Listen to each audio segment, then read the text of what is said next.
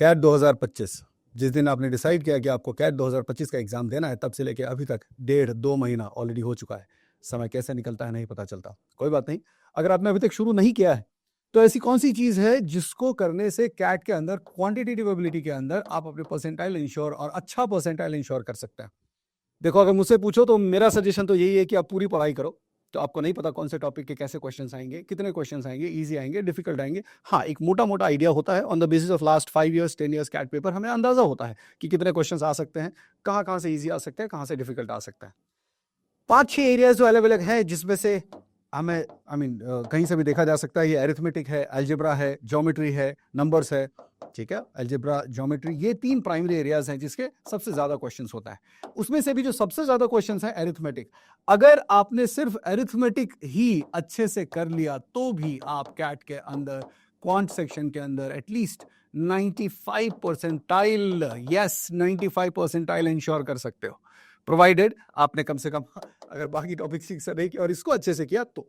अब इसके अंदर क्या क्या चीजें होती हैं, अगर आप देखिए जो चैप्टर्स हैं, averages, ratio, mixture allegation, profit loss, simple interest, percentages, time speed, distance, time and work. सबसे इंपॉर्टेंट बात आपको यह समझना है कि आप चाहे किसी भी बैकग्राउंड से हो, engineers, non engineers, art, science, commerce, अरे 10th तो पास किया है ना भाई। अगर आपने 10th पास किया है, अगर आपने स्कूल की पढ़ाई की है, अगर आपने 7th 8th 9th 10th की पढ़ाई की है, तो इन 4 सालों में आपने जो भी पढ़ा है, अच्छा बुरा आप उस वक्त कितने भी बुरे रहे हो मैथ्स में, एटलीस्ट ये जो टॉपिक्स हैं, ये तब आपने पूरे साल इन सारे टॉपिक्स की पढ़ाई की थी। सो हर इंसान को इन सारे टॉपिक्स का कुछ ना कुछ आइडिया तो रहता ही है। सबसे बड़ा एडवांटेज अरिथमेटिक का ये है कि इसके जो क्वेश्चंस होते हैं, इसके जो टॉपिक्स होते हैं, वो हमारे डेली लाइफ से रिलेटेड होता है।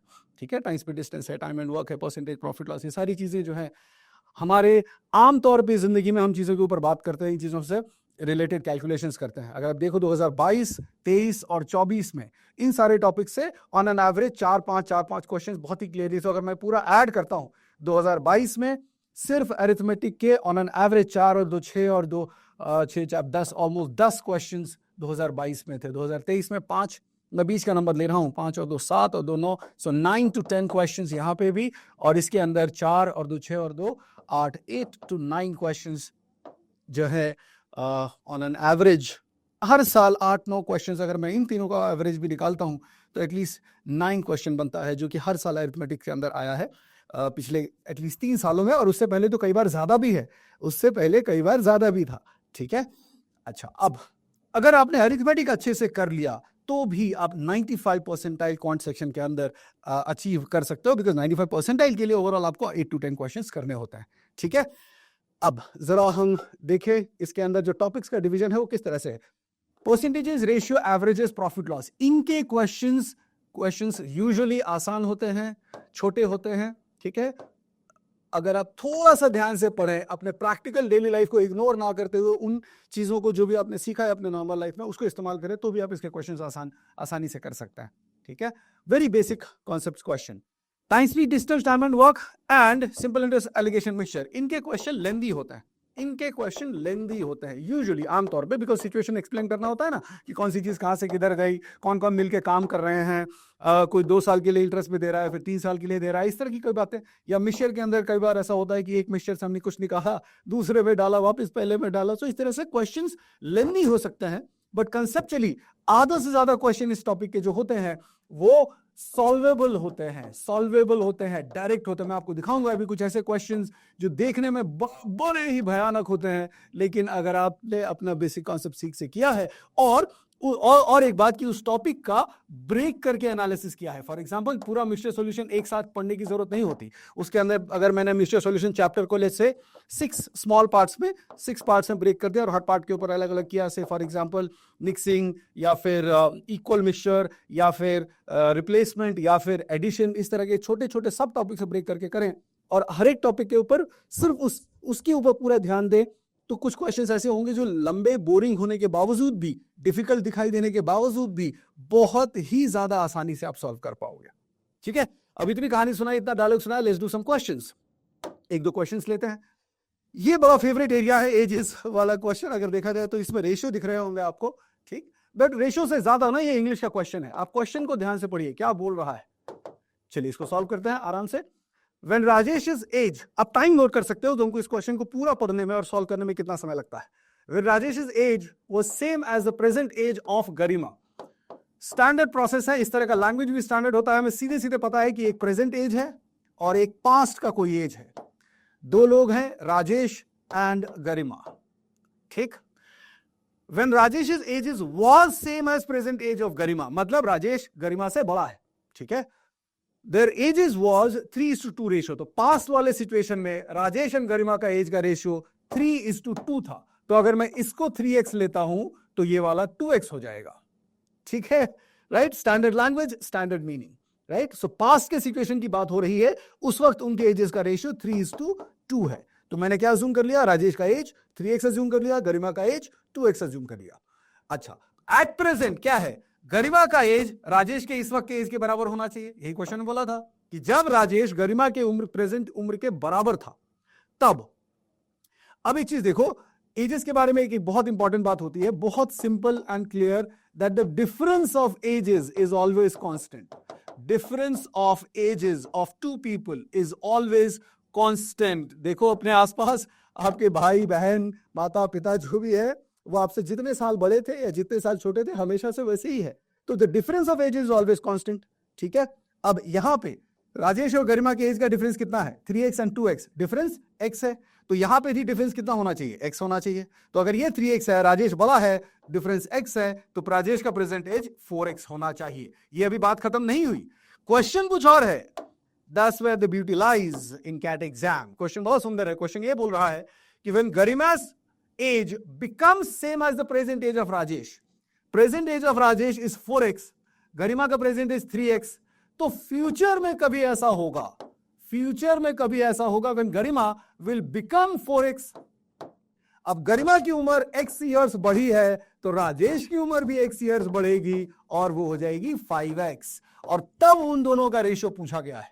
Ratio of the ages of Rajesh and Garima will become, so 5x is to 4x, that is 5:4, right? बहुत सारे लोगों ने यहाँ पे 4:3 मार्क किया था, वो गलत है, ठीक है, क्योंकि रेशियो ऑफ प्रेजेंट एजेस नहीं पूछा गया है, एक तीसरा सिचुएशन है, ठीक है। सो इसका जो करेक्ट आंसर है ऑप्शन सी, 5:4। बड़ा ही खूबसूरत क्वेश्चन है, कई बार रिपीट हुआ है। इस तरह का जो लैंग्वेज है, इस तरह का जो कॉन्सेप्ट है, ये भी देखना है कि अगर कोई भी टॉपिक आप पढ़ते हो, पास्ट ईयर में उसके जो क्वेश्चंस रहे हैं उसका एनालिसिस बहुत प्यार से, बड़ी शांति से, आप बस अपना काम करो, बाकी चीजें होती रहेंगी, ठीक है।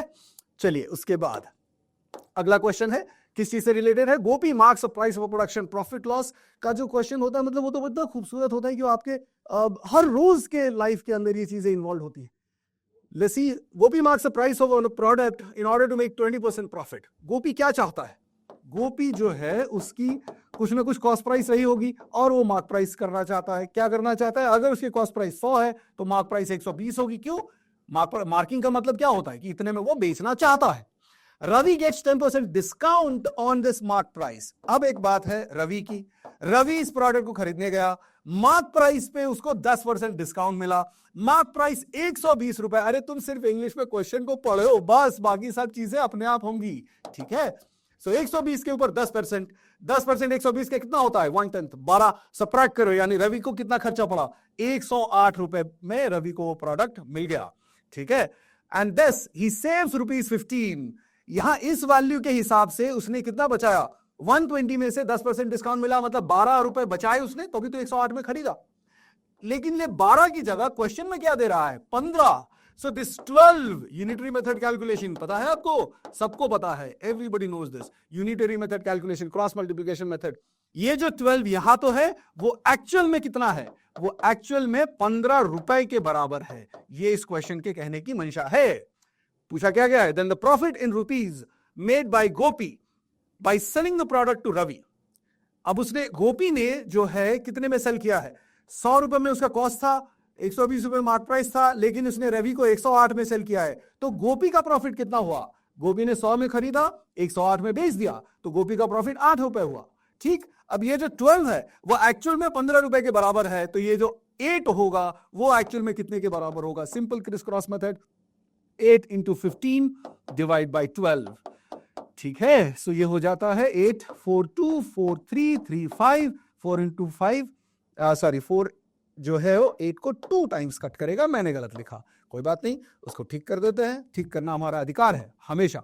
2 into 5 दैट इज 10, यानी जो उसका प्रॉफिट है 10 रुपए के बराबर होना चाहिए, ऑप्शन बी आंसर है। अब ये जिसको समझदारी अच्छी है, अगर आप ध्यान से देखो, इस क्वेश्चन के लिए कुछ भी लिखने की जरूरत नहीं है। कैसे, मैं आपको बताता हूं।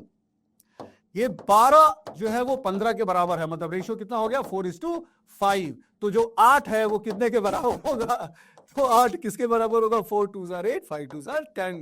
तो क्वेश्चन हवा में किया जा सकता है, ठीक है। So option B 10 is the correct answer, right. चलिए अब ये क्वेश्चन है अगला वाला मिक्सचर सॉल्यूशन का। मिक्सचर सॉल्यूशन के क्वेश्चन थोड़े से टेक्निकल होते हैं, यहां पे मैं ये नहीं बोल सकता कि ये अपने डेली लाइफ की चीजें हैं, बट टेक्निकल भी कैसे, अगर आप ध्यान से देखो, मैंने आपको बोला था कि अगर आपको इस चैप्टर को पार्ट्स में ब्रेक करके करते हो, तो जैसे ये वाला जो है, ये कौन सा पार्ट है, ये रिप्लेसमेंट का पार्ट है। रिप्लेसमेंट में क्वेश्चन कैसे होता है, रिप्लेसमेंट में क्वेश्चन जो होते हैं वो सीधे डायरेक्ट फॉर्मूला बेस्ड होता है। फॉर्मूला कैसा होता है, कंपाउंड इंटरेस्ट वाला जो फॉर्मूला होता है वही यहाँ पे अप्लाई होता है, बस बीच में माइनस साइन होता है। कंपाउंड इंटरेस्ट का फॉर्मूला मैं आपको याद दिला दूं, amount is equal to principal amount into 1 plus r by 100 to the power n। Replacement में फॉर्मूला क्या होता है, फाइनल कॉन्सेंट्रेशन, अमाउंट की जगह फाइनल कॉन्सेंट्रेशन, p की जगह इनिशियल कॉन्सेंट्रेशन, इंटू 1 माइनस, क्या बोला था मैंने, प्लस की जगह minus, replace quantity divide by original volume to the power total number of times. N क्या है, total number of times the process is done. तो रिप्लेसमेंट के लिए आप ये डायरेक्ट फॉर्मूला इस्तेमाल करेंगे, आपका जीवन सफल हो जाएगा।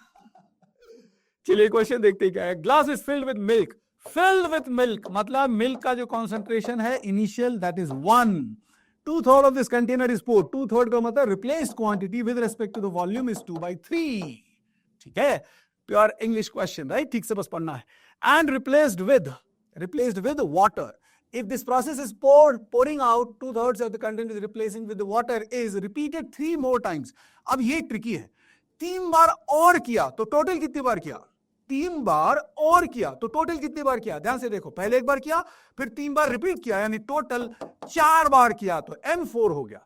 ठीक है, then the final ratio of milk and water, चलिए सो हम क्या निकालेंगे, फाइनल कॉन्सेंट्रेशन ऑफ मिल्क जो है वो हो जाएगा, initial concentration of milk is 1 into 1 minus 2/3 to the power 4। 1 minus 2/3 कितना होता है, 1/3, 1/3 का पावर 4, 1/3 का पावर 4 मतलब हो जाएगा 1/81।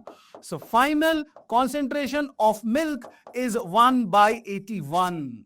अब कॉन्सेंट्रेशन क्या होता है, कॉन्सेंट्रेशन जो होगा वो होगा मिल्क डिवाइड बाय टोटल, और टोटल में क्या आएगा, milk plus water, milk plus water जो है वो मिल्क के बनता है 81। So milk is 1, milk plus water is 81। ध्यान से देखो, milk is 1, milk plus water is 81। तो अगर मुझे सिर्फ milk and water का रेशियो चाहिए तो क्या बनेगा, 1 and milk plus water is 81, उसमें से 1 निकाल दो तो 80।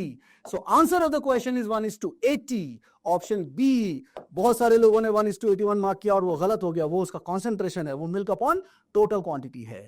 ठीक है, तो ये बहुत ही बढ़िया क्वेश्चन है, बहुत ही शानदार क्वेश्चन है। क्यों, ज्यादातर लोग इस क्वेश्चन को देखते ही छोड़ देते हैं क्योंकि लंबा है, या उनको प्रोसेस का अंदाजा नहीं होता, या उनको ये नहीं समझ आता है कि ये इतना सुंदर छोटा सा एक फॉर्मूला है जो सीधे सीधे हर बार रिप्लेसमेंट के क्वेश्चन में अप्लाई होगा।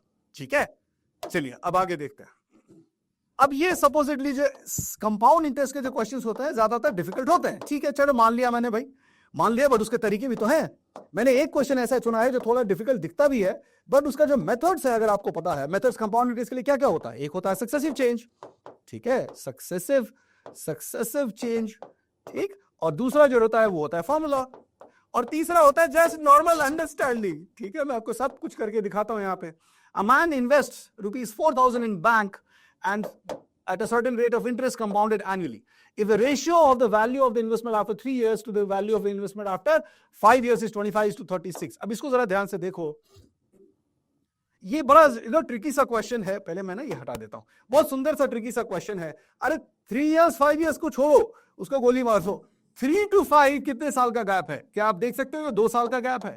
तो उस 2 साल में जो अमाउंट का रेशियो हो 25:36 हो गया। मतलब अभी जो भी लेट्स से 3rd ईयर के एंड में अगर हमारा अमाउंट x है, 5th ईयर के एंड में अगर हमारा अमाउंट y है, तो यहां से यहां जो ड्यूरेशन है वो 2 साल का ही हुआ। और उस 2 साल में अगर 25 रुपए हमारे पास थे पहले, तो बाद में 36 रुपए हो गए, यानी इंक्रीमेंट कितना हुआ? इंक्रीमेंट हुआ 11। ये 11 25 का कितना परसेंट है? ये 11 25 का कितना परसेंट है? So 11 divide by 25 into 100 and that is equal to 44%।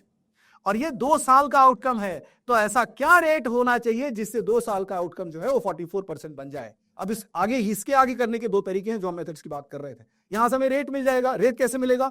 2 साल का जो इंटरेस्ट आप कैलकुलेट करते हो परसेंटेज के हिसाब से, अगर आपका रेट आर है तो 2 साल का कितना होगा? अगर मैं सक्सेसिव चेन इस्तेमाल करता हूं तो r plus r into r by 100 है कि नहीं? आर इंटू आर बाय 100 और दैट इज इक्वल टू 44। इसको सिंपल सा सॉल्व मत करो, वैल्यू डाल के देखो। अगर मैं आर को 10 रखता हूं तो 10 प्लस 10 प्लस 10 इंटू 10 बाय 100 तो 21 बनेगा। अगर मैं आर को 20 रखता हूं तो 20 plus 20 40, 10 into 20 400 by 100 is 444। Wow, fantastic. So rate is 20%। और एक बात, 20%, 10%, 15%, ये हम इतनी बार, अगर आपने कंपाउंड इंटरेस्ट की पढ़ाई ईमानदारी से की है तो ये तो वैसे ही कई बार होगा। तो रेट आ गया हमारा 20%, यानी जो हमारा मल्टीप्लाइंग फैक्टर है 1 प्लस आर बाय 100, उसकी वैल्यू क्या हो गई? 1 plus 1 by 5 and that is 6 by 5। ठीक है, अब हम क्या चाहते हैं? हम चाहते हैं कि जो फाइनल अमाउंट बने वो 20,000 से ज्यादा बने। ठीक है, अगर मेरा प्रिंसिपल अमाउंट P है, P into 1 plus r by 100 to the power n, this should be more than और इक्वल टू 20,000। यही चाहते हैं ना? P की वैल्यू है 4,000, तो 4,000 जो है इसको कैंसिल करेगा कितनी बार? 5 बार। तो हम क्या चाहते हैं? 1 प्लस आर बाय 100 6 बाय 5 है। 6 by 5 to the power n कितनी बार पावर करें कि ये 5 से ऊपर चला जाए? अब इसके बाद थोड़ा सा ट्रिकी हो जाता है। अब इसको कैसे करोगे मैं इसका आपको करके दिखाता हूं। As I said already, it's a little lengthy, little difficult. या तो आपको पता हो तो मजा ही आ जाए, ठीक है, लेकिन आपको नहीं पता होगा बिकॉज पता होने का कोई कारण नहीं है, ऐसा कोई फॉर्मूला याद नहीं करता। ठीक है, बट हम कोशिश करेंगे। अगर मैं 6 बाई 5 का स्क्वायर करता, 6 बाई 5 कितना होता है? 6 बाई 5 हो जाता है 1.2। तो डेसिमल, इसमें भी 2 तरीके। 1.2 अगर मैं लेता हूं तो 1.2 का स्क्वायर का मतलब हो जाता है 1.44। और अगर मैं इसमें फ्रैक्शन नहीं रखता तो 36 बाई 25। ठीक है ना? अगर मैं एक बार फिर से स्क्वायर करूं तो 6 बाई 5 का पावर 4 मिलेगा। 6 बाई पावर 4 मतलब कितना बन जाएगा? 1.44 का स्क्वायर, या फिर 36 बाई 25 का स्क्वायर। 36 बाई 25 का स्क्वायर अगर मैं इसको करता तो ये बनता 2.0736। मैं इग्नोर कर रहा हूं, ठीक है, मैं तो सिंपली इग्नोर कर रहा हूं। अच्छा, यहां से 36 का स्क्वायर कितना होता है? 1296 डिवाइड बाय कितना बना? 25 का स्क्वायर 625। तो इसको मैं थोड़ा सा सिंप्लीफाई कर लेता हूं। 1300 डिवाइड बाय 625, थोड़ा सा सिंप्लीफाई कर सकते हैं। 25 से डिवाइड करो तो नीचे 25 और ऊपर हो जाएगा 52। ठीक है, चलिए बढ़िया। अगर मैं 6 बाई 5 का पावर 8 करता हूं तो फर्दर इसका स्क्वायर, अगर मैंने ये वाला लिया तो चलो मैं एक काम करता हूं 2.07 ले लेता हूं, बाकी मैं इग्नोर कर देता हूं 36 को, उसका स्क्वायर। या फिर अगर मैंने ये वाला लिया है 52 बाई 25, उसका स्क्वायर करके देखिए बहुत शांति से, प्यार से। ये कितना बन जाता है? ये बन जाता है 414। 2.07 का स्क्वायर जो बनेगा वो बन जाएगा 414। नहीं, एक सेकेंड, 2.07 214 42849, सो ऑलमोस्ट 4.28 या 29 के आसपास बनता है। अगर मैं इसका स्क्वायर करता तो 2704 डिवाइड बाय 25 का स्क्वायर 625। बहुत ध्यान से देखो, दोनों ही तरीके से मोरलेस जो है वो वही आ रहा है, 4.3 आ गया। ठीक, हमने ऑलरेडी क्या निकाल रखा है? रेट इक्वल टू 20% था। रेट इक्वल टू 20% था। हम कहां पे पहुंच गए? 4.3 टाइम्स तक पहुंच गए। हमें कहां पे पहुंचना था? 5 ईयर्स से ऊपर जाना चाहिए था। तो अब अगर मैं वापस स्क्वायर करूंगा तो 16 टाइम्स चला जाएगा। ठीक है ना? तो अब हम क्या करते हैं? अब हमको एक काम करना चाहिए। Now we should take just percentage increment. तो एक बार और 6 बाई 5 मल्टीप्लाई करो, मतलब आप चेक करो 6 by 5 to the power 9 check करो। कैसे निकालोगे 6 by 5 to the power 9? 6 by 5 to the power 8 already आपके पास 4.3 है। अब मैं अलग अलग नहीं करूंगा, एक ही साथ ले लेता हूं। ठीक है, अब इनमें से किसी एक में 6 बाई 5 मल्टीप्लाई करो। तो मैं अगर 4.3 इंटू 6 बाई 5 करता हूं तो ये कितना बनता है? ध्यान से देखो, 1.2, so 12 3s are 36, 12 4s are 48 and 3 31, so 5.16 बन जाता है और ये 5 टाइम्स है। ठीक है, तो ये जो है इतनी खूबसूरत सी चीज बनती है। और यहां पे हमारा आ गया n का मिनिमम वैल्यू कितना हो गया? 9। सो 9 साल में जाके होगा। अब ये क्वेश्चन तो आसान नहीं है, ठीक है ना, थोड़ा सा ये डिफिकल्ट क्वेश्चन है, बट मैंने आपको प्रोसेस बताया कि अगर आपने इसको प्रोसेस को अच्छे से, ऑब्वियसली मैं दूसरे क्वेश्चन को प्रेफरेंस दूंगा इसके ऊपर, बट दिखाने का पर्पस ये है कि यस 5 में से एक क्वेश्चन डिफिकल्ट है, अच्छी बात है, आपको चूज भी तो करना चाहिए। चूज कब करना है, कैसे करना है, अपने कंफर्ट के basis. Are you comfortable with this kind of calculation? If yes, then it is worth to try. Otherwise इसको छोड़ के आप दूसरा भी कर सकते हो. ठीक, चलिए एक क्वेश्चन और. ये बड़ा खूबसूरत सा क्वेश्चन है. ये क्वेश्चन हमें सीधे सीधे ऑप्शंस इस्तेमाल करके करना चाहिए. After 2 successive increments Gopal salary became 187.5% of his initial salary. तो इंक्रीमेंट कितना हुआ? इंक्रीमेंट कितना हुआ? It is of. So increment is only 87.5%. Try and understand this. Increment is only 87.5%. It became 187.5% of initial income. ठीक है, so increment is only 87.5%, right? क्या करेंगे हम इसमें? सक्सेसिव चेंज वाला फॉर्मूला इस्तेमाल करेंगे. क्या होता है वो? a प्लस बी प्लस, अभी तो पिछले क्वेश्चन में इस्तेमाल भी किया था, a into b divide by 100. ठीक है, if the percentage of salary increase in the second increment was twice that of the first increment. अच्छा, तो अगर मैं a को x% लेता हूं तो b को 2x% लेना पड़ेगा. तो इन दोनों का नेट चेंज जो है हमारा कितना आना चाहिए? 87.5. ठीक है, क्वेश्चन क्या पूछा है? Then the percentage of salary increase in the first increment was, क्या करोगे? अरे ऑप्शन से इस्तेमाल करो सीधे सीधे. 30 अगर मैं लेता हूं x को, तो 30 प्लस 30 इंटू 2 60. क्या करना है हमें? सक्सेसिव इस्तेमाल करना है. सक्सेसिव यानी ये वाले फॉर्मूले में डाल दो 30 और 60. so 30 plus 60 plus 30 into 60 divide by 100. Calculate करने की कोई जरूरत नहीं है. हमारा आंसर 87.5 आना चाहिए. ये ऑलरेडी 90 हो गया, तो ये गलत है. अगर मैं 20 इस्तेमाल, हालांकि ऑब्वियसली 25 से आ जाएगा, बट अगर मैं 20 इस्तेमाल करता हूं तो देखिए 20 plus 40 plus 20 into 40 divide by 100 कितना बन रहा है? आराम से चेक करिए. सो 20 प्लस 40 60 एंड 8, दिस इज 68%. तो इससे क्या पता चला? हमारा आंसर 30 से नीचे 20 से ऊपर होना चाहिए. चलिए, अब दोनों ऑप्शन बीच में है. अगर आप 25 से चेक करो तो आपका आंसर आ जाएगा. तो मैं 25 से चेक करके देखता हूं. 25 plus 50 plus 25 into 50 divide by 100. क्या ये 87.5 बन रहा है? देख लीजिए. 75 plus 2.5. Yes, fantastic. So 87.5% net change. So option B 25 is the correct answer. ये सारे क्वेश्चन जो आप अभी देख रहे हो, ये कैट 24 स्लॉट 3 का क्वेश्चन था. ये वाला स्लॉट 3 का क्वेश्चन था. ठीक है, ये वाला जो है स्लॉट 1 का क्वेश्चन था. ये वाला जो है स्लॉट 3 का क्वेश्चन था. और ये वाला जो है स्लॉट 2 का क्वेश्चन था. राइट, तो मैंने जानबूझ के यहाँ पे एक क्वेश्चन आपको ये दिखाया कि ये डिफिकल्ट भी है, बट डील करने का उसका भी तरीका है. ठीक है ना? तो अगर आप थोड़ा सा ध्यान से देखें, आराम से इसको किया जा सकता है. और इस वाले में ना एक और तरीका बताता हूं. ये मैं स्पेशली अपनी क्लासेस में बताता हूं कि 10%, 15%, 20%, इन सब का ना 4 साल, 3 साल, 4 साल, 5 साल में कितना नेट इंटरेस्ट बनेगा, कितना नेट इंटरेस्ट बनेगा, ये आप कैलकुलेट करके, प्रैक्टिस करके, 1-2 बार कैलकुलेट करके छोड़ दो. तो उससे क्या होगा? आपको वैल्यू समझने में बहुत परेशानी नहीं होगी. मैं आपको एक एग्जांपल दिखाता हूं 20% का. अब 20% का हमने अपने क्लासेस में कम से कम 4-5 बार कैलकुलेट किया होता है कि 4 साल का इसको जो नेट इंटरेस्ट बनता है वो 107% बनता है. ठीक है, तो अगर आपको पता है तो 8 साल का निकालने के लिए आप सक्सेसिव इस्तेमाल कर सकते हो.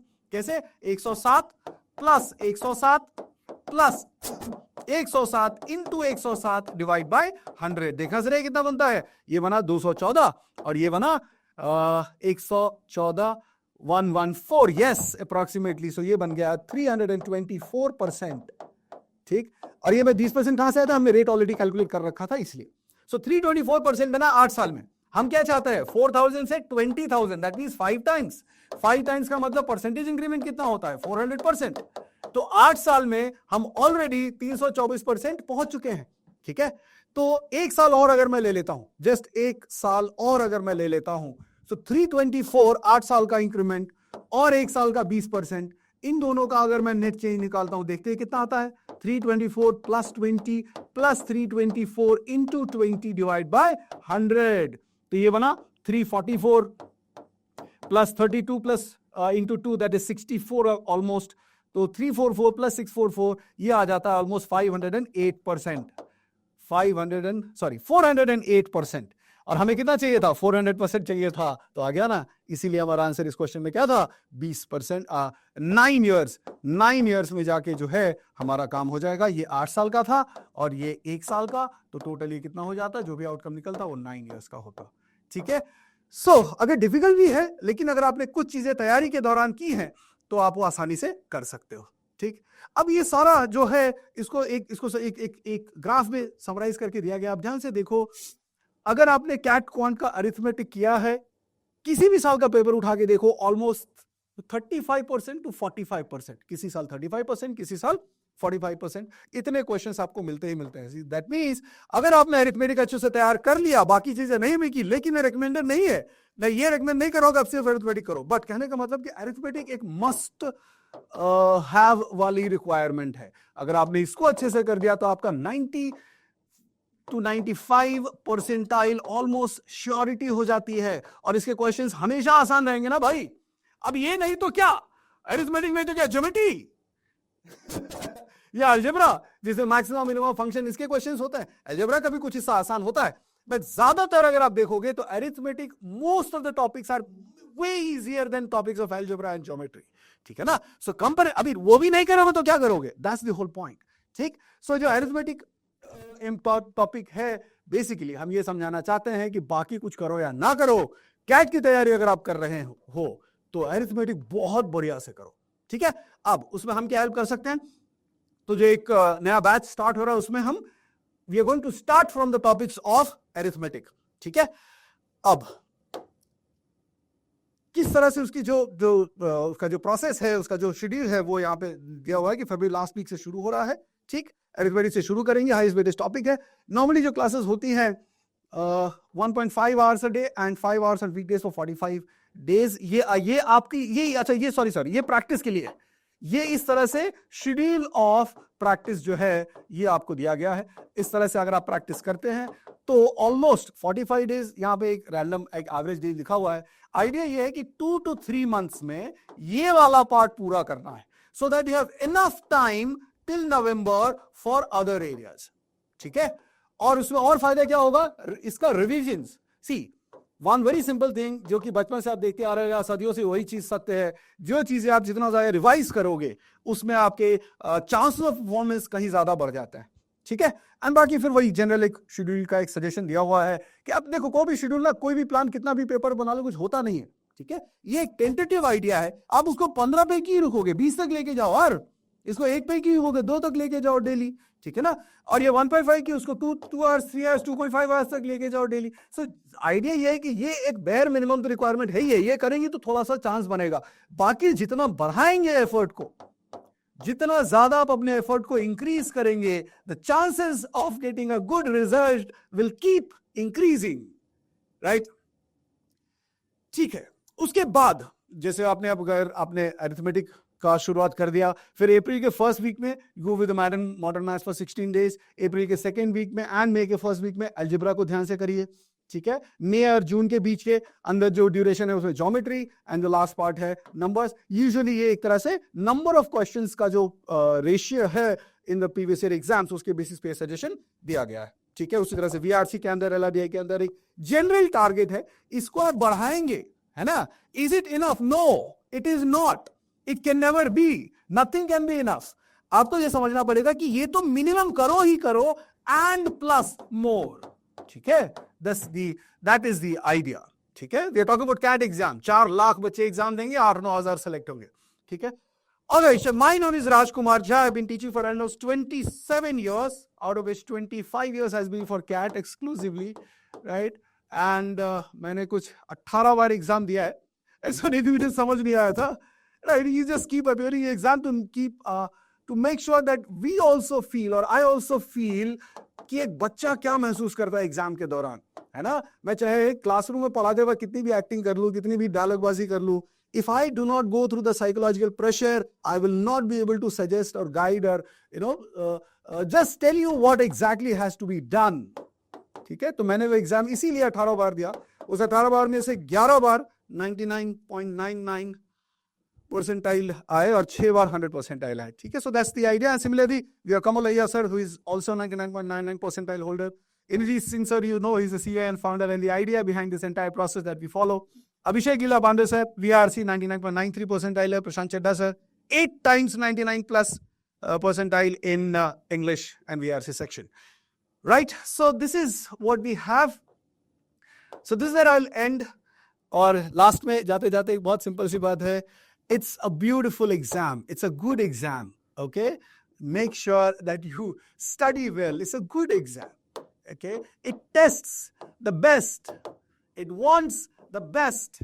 It wants the people who do not have any excuses. It wants the people who are really legitimately energetic enough, those who are ready to fight and fight in the right sense, those who do not compromise, those who do not make excuses, those who do not let any self-doubt come, whether they have the knowledge or not, doesn't matter. What matters is how consistent you are. Right? So on that note, I sign off. Thank you so much. Take care. All the best.